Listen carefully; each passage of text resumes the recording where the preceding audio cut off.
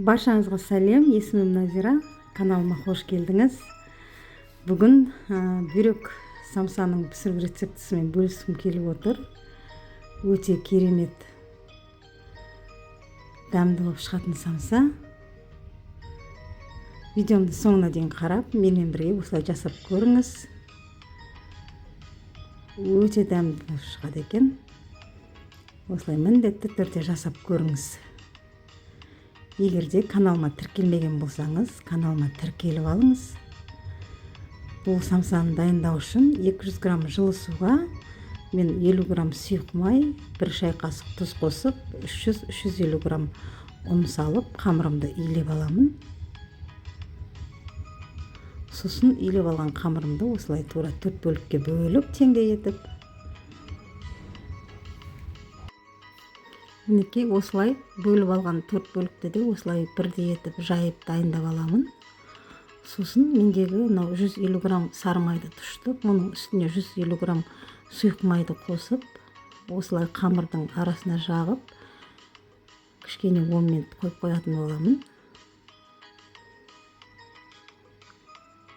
Енді ішіндегі салмасын дайындаймын. Ол үшін 400 грамм фаршқа 2 дана пиязды осылай майдалап турап, дәміне қарай тұз, қарабұрыш салып, араластырып, ішіндегі начинкасын осылай дайындап аламын. Енді қамырыма қайтып оралатын боламын. Қамырды мен оқтаумен жаймаймын. Осылай қолыммен барынша жұп-жұқа болғанша қолыммен созамын. Достар, егер видеом ұнаған болса, комментарий бөліміне ой пікіріңізді жазып, лайк басып, достарыңызбен бөлісуді ұмытпаңыз. Осылай жайып аламын да, сосын оның ішіне бағанағы дайындап алған начинкамды салып, осылай мұқият әдемілеп ораймын.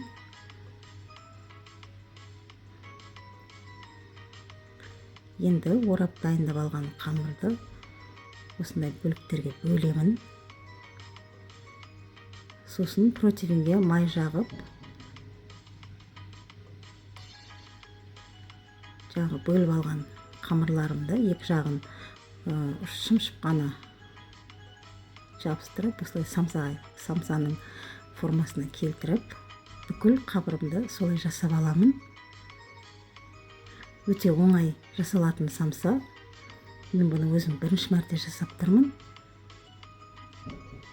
Сіздің де қолыңыздан келеді. Осылай менімен бірге жасаңыз. Бүкіл қамырымды осылай жайып, бәрінен осылай самса істеп дайындап, противенге салып, духовкада 240 градуста 30 минут пісіріп аламын. Мінекей, көріп тұрғандарыңыздай, мен самсам дайын болды. Өте бір керемет.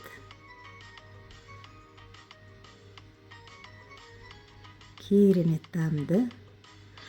Сау саламатта болыңыз, арнамнан алыстамаңыз.